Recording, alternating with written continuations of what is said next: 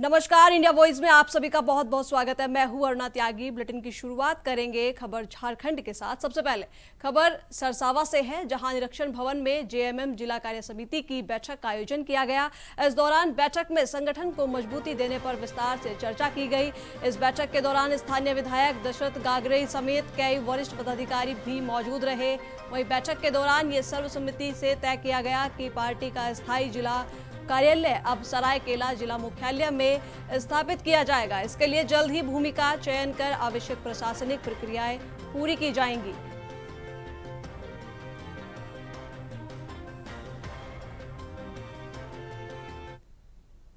और खबर जमशेदपुर के पोटका विधानसभा के बागबेड़ा रामनगर से मुख्यमंत्री ग्रामीण सड़क योजना के तहत 4.5 किलोमीटर लंबी सड़क निर्माण का शिलान्यास किया गया।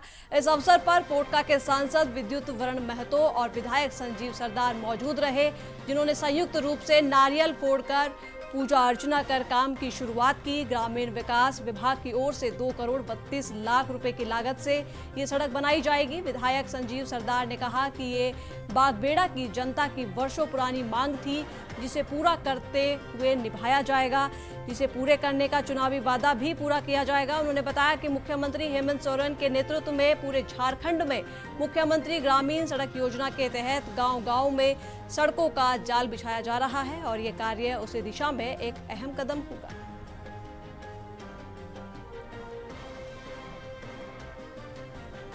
केजरीवाल सरकार में हेमंत जी के कि उस समय एक राज्य सरकार ने मुख्यमंत्री ग्राम सड़क योजना अंतर्गत माननीय लोगों को अनुशंसा करने का निर्देश था। तो उस समय जो है इस बागबेड़ा क्षेत्र में हम लोग दौरा करते हैं तो कोई कॉलोनी के लोग कहते हैं कि जर्जर हो गया सड़क, मरम्मत की आवश्यकता 10-20 साल बन हो चुका है।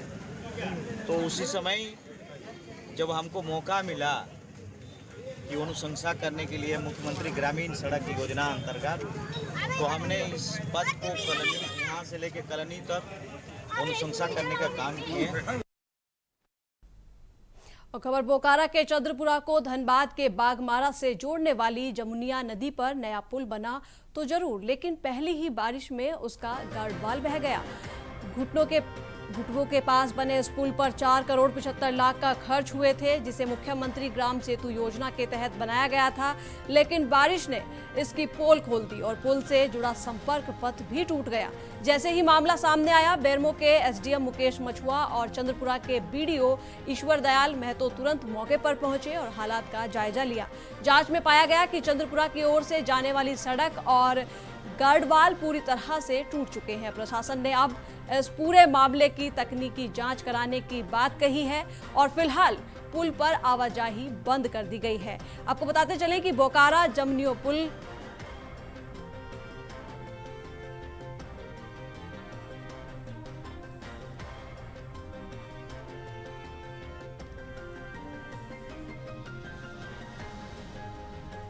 उसको देखने के लिए आए थे। अभी पुल नया नवनिर्मित है, लेकिन अभी से इसका जो अप्रोच पथ है, जो गार्डवाल है, वो धंस गया है। तो ऐसी स्थिति में इसमें टेक्निकल जांच की आवश्यकता है। और जैसा कि अभी संज्ञान में आया कि ये हमारा बोकारो जिला और धनबाद जिला बागमारा प्रखंड और चंद्रपुरा प्रखंड के सीमाना में जामुनिया नदी है, उसी पर बना हुआ। और जांच करने पर संज्ञान में ये बात आ रहा है कि ये विशेष प्रमंडल धनबाद से शायद बना है। तो इसको एक बार पुनः हम लोग देख लेते हैं, जांच कर लेते हैं। लेकिन टेक्निकल चीज़ें को अभी देखने से ये पता चल रहा है कि निर्माण में कुछ अनियमितता बरता गया है, जिसके कारण गार्डवाल धंस गया है, क्रैक कर गया है।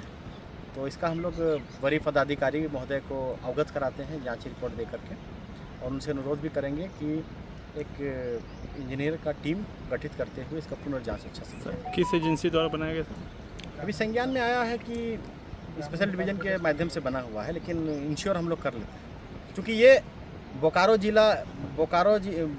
जिला के विभाग से नहीं बना है, ये धनबाद जिला के विभाग से बना है। जैसा अभी एक इंजीनियर जी हैं, उनकी एक स्टाफ से हम लोग, एक कर्मी से हम लोग बात किए तो उनके द्वारा बताया गया, और मैंने खुद ही उनको आने के लिए यहाँ कहा था, तो बोला कि सर हम लोग ये जो पुल का निर्माण हुआ है ये हमारे बोकारो जिला के विभाग से नहीं हुआ है, धनबाद जिला के विभाग से हुआ है। तो और खबर खरसावा चौक के पास भाजपा के विधानसभा कार्यालय में सोमवार को एक अहम बैठक हुई, जिसमें 24 जून को खरसावा प्रखंड कार्यालय में होने वाले आक्रोश प्रदर्शन की तैयारियों पर चर्चा की गई। बैठक की अध्यक्षता प्रखंड अध्यक्ष कीपना सोरेन ने की और बताया गया कि हजारों की संख्या में भाजपा कार्यकर्ता रैली निकालते हुए पीडब्ल्यूडी गेस्ट हाउस से प्रखंड कार्यालय तक पहुंचेंगे। वही रैली के बाद भाजपा कार्यकर्ता प्रखंड विकास पदाधिकारी को झारखंड के राज्यपाल के नाम ज्ञापन सौंपेंगे, जिसमें इलाके की जन समस्याओं को रखा जाएगा। वहीं बैठक में पहुंचे भाजपा के पूर्व जिलाध्यक्ष विजय महते ने कहा कि राज्य सरकार की नाकामियों को जनता के बीच लाया जाएगा और जोरदार तरीके से प्रदर्शन भी किया जाएगा।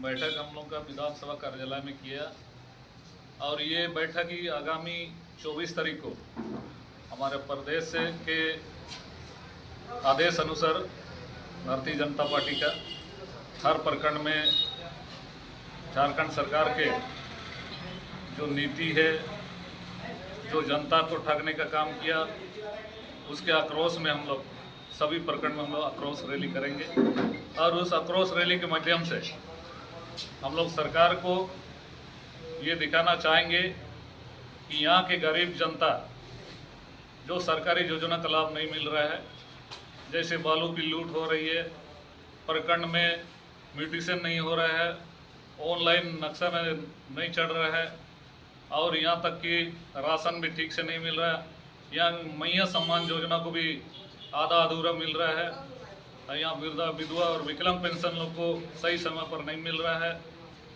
तो ऐसा बहुत सारा चीज़ है जो सरकार यहाँ की जनता ने उसको विश्वास करके पूरे जनता उसको मैंडेट दिया था, लेकिन जिस हिसाब से उसको जो मैंडेट प्राप्त होने के बाद ये जनता को ठगने का काम किया। खबरों में आगे बढ़ेंगे। सरायकेला खरसावा के आदित्यपुर में Netaji Subhash medical college super multi speciality अस्पताल के नए प्रशासनिक भवन का उद्घाटन केंद्रीय मंत्री गिरिराज सिंह ने किया। इस मौके पर नेताजी ग्रुप के चेयरपर्सन मदन मोहन सिंह, पटना बिहटा के medical college director doctor Krishna Murari और अन्य पदाधिकारी भी मौजूद रहे। वहीं गिरिराज सिंह ने नेताजी ग्रुप की तारीफ करते हुए कहा कि ये संस्थान कोल्हान में शिक्षा के क्षेत्र में क्रांतिकारी काम कर रहा है। वहीं बिहार की राजनीति पर बोलते हुए उन्होंने कहा कि लालू प्रसाद यादव और उनके परिवार के गब्बर राज को जनता देख चुकी है और इस बार एनडीए पूर्ण बहुमत से सरकार बनाएगी।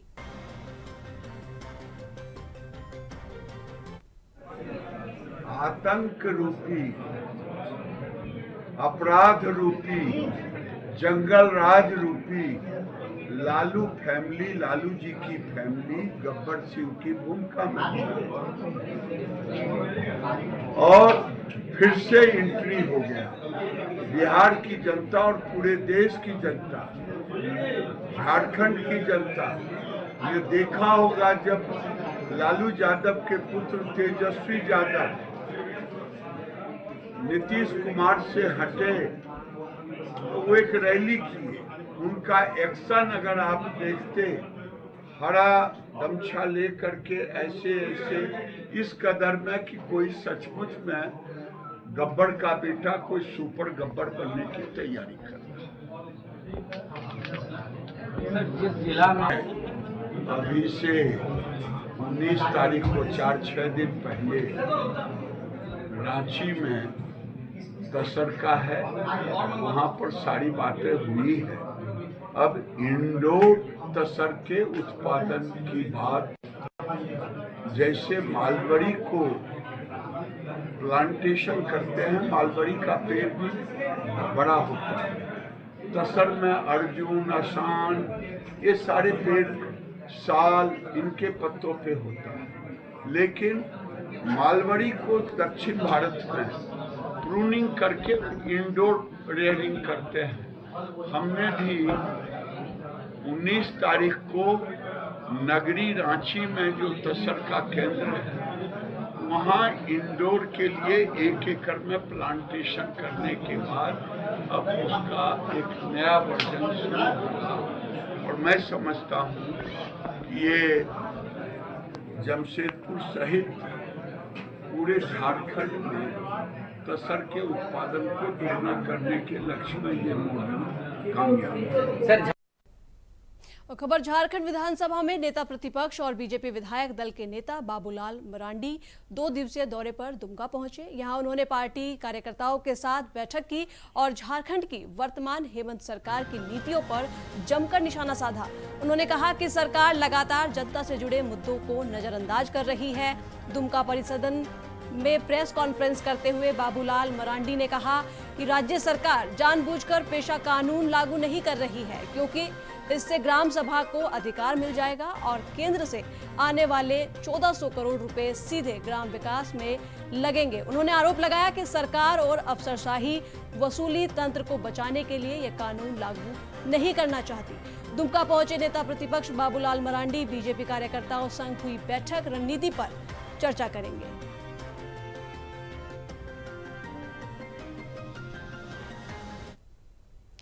और खबर चाकुलिया के सिमदी में झारखंड के वीर सपूत, गरीबों के मसीहा और झारखंड की आवाज स्वर्गीय सुनील महतो की प्रतिमा का अनावरण किया गया।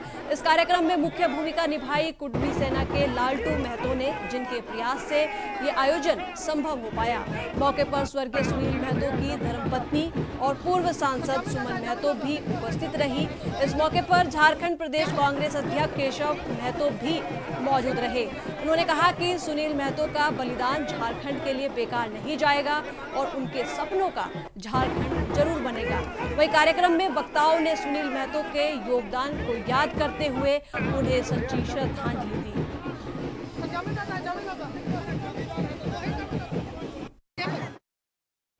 और खबर जमशेदपुर से है, जहां पूजा पाठ हर धर्म में होता है, लेकिन जब बाबा जगन्नाथ की रथ यात्रा की बात आती है तो पूरे माहौल में एक अलग ही खुशी और उत्साह देखने को मिलता है। इस बार 27 तारीख को रथ यात्रा निकलेगी और उड़ीसा के पुरी धाम में इसकी तैयारियां जोरों पर हैं। जमशेदपुर में भी रथ यात्रा धूमधाम से होती है, लेकिन खास बात यह है कि पहली बार कदमा से इस्कॉन संस्था की तरफ से रथ यात्रा निकाली जाएगी।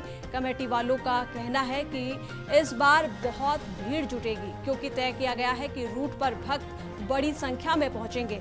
भक्तों का मानना है कि रथ यात्रा हर क्षेत्र से होनी चाहिए, ताकि हर कोई रथ खींचने का मौका पाए और प्रभु का आशीर्वाद मिले।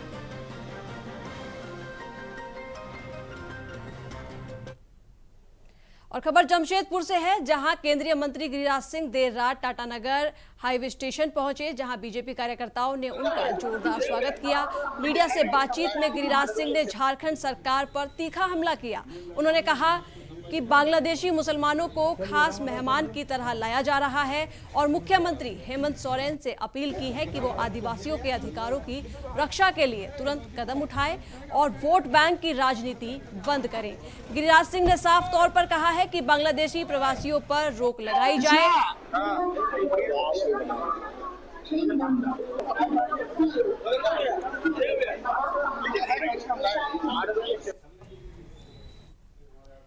और खबर चंद्रपुरा से है, जहां एक पलायन के कारण एक युवक की मौत ने पूरे नर्रा गांव को शोक में डुबो दिया। विजय कर्मकार, जो महाराष्ट्र में निर्माण कार्य के दौरान गिरने से घायल हुए थे, अब अपने पैतृक गांव लौट आए हैं। घर में उनकी विधवा मां और एक बड़ा भाई है, जो भी महाराष्ट्र में काम करता है। राज्य सरकार और केंद्र सरकार के रोजगार के बड़े वादे खोखले साबित हो रहे हैं, जिससे यहाँ के युवाओं को मजबूरन दूसरे प्रदेश जाकर नौकरी करनी पड़ती है। इस दर्दनाक घटना पर गांव के मुखिया निरंजन महतो सहित कई लोग परिवार के साथ पहुंचे और उन्हें सांत्वना दी।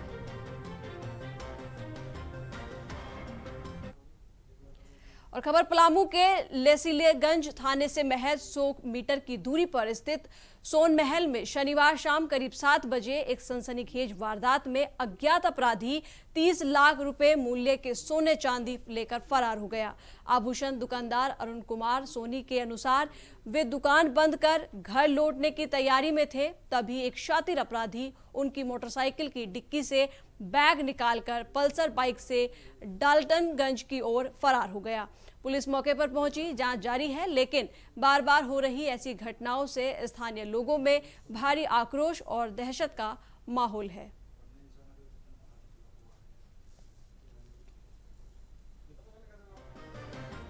और खबर गिरिडीह के मुफस्सिल थाना पुलिस ने देह व्यापार के एक बड़े रैकेट का खुलासा किया है। पुलिस ने पिंकी देवी उर्फ नीतू देवी नाम की एक महिला को गिरफ्तार किया है, जो 28 नंबर इलाके में किराए के मकान से ये रैकेट चला रही थी। इस दौरान पुलिस ने 2 नाबालिग बच्चों को भी उस जगह से सुरक्षित बचा लिया।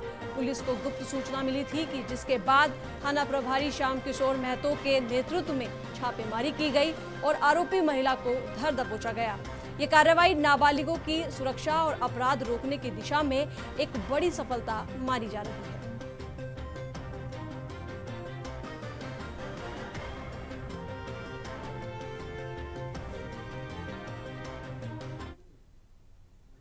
कहते हैं कि परिवार चलाने के लिए पैसे की जरूरत होती है और पैसे कमाने के लिए काम की, लेकिन अगर ये काम जोखिम में डालकर लाजमी है तो सवाल उठना।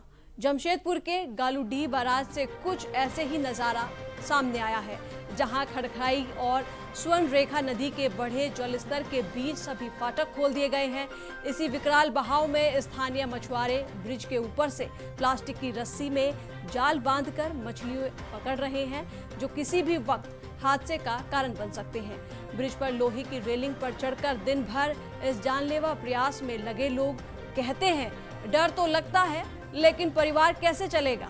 विभागीय अभियंता प्रीतेश होडे ने बताया कि लोगों को कई बार रोका गया है, गार्ड भी तैनात किए गए हैं, फिर भी जोखिम लेना बंद नहीं हो रहा है।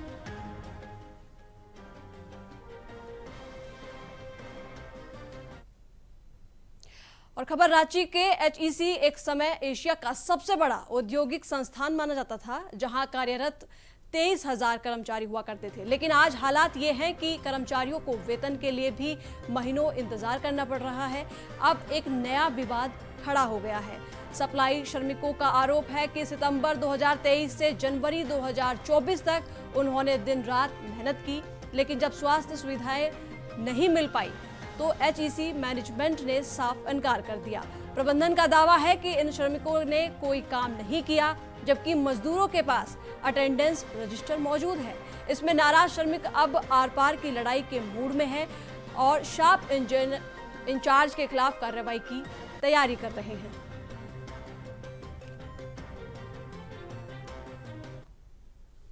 और खबर गोंडा जिले के ठाकुरगंती थाना क्षेत्र के मदन चौकी गांव में एक 13 साल की मासूम बच्ची की जान सरकारी एम्बुलेंस सेवा की लापरवाही के कारण 3 घंटे इंतजार के बाद दम तोड़ गई। छत से गिरकर गंभीर रूप से घायल बच्ची के परिजनों ने बार बार 108 नंबर पर कॉल किया, मगर हर बार उन्हें सिर्फ थोड़ी देर में पहुंच रहे हैं का जवाब ही मिलता रहा। लेकिन थोड़ी देर उस मासूम के लिए मौत बन गई। पिता के सामने बेटी ने तड़पते तड़पते अंतिम सांस ली और कोई मदद के लिए नहीं पहुंचा। इस घटना ने सरकारी व्यवस्थाओं की पोल खोल दी है। अब सवाल ये खड़ा कर दिया है कि क्या गरीबों की जान की कोई कीमत नहीं है? कब जागेगा सिस्टम?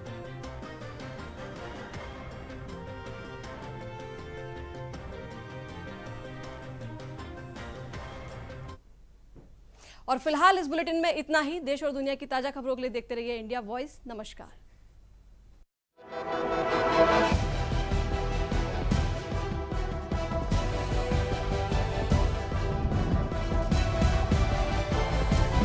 इंडिया वॉइस, आपकी सोच, आपकी आवाज।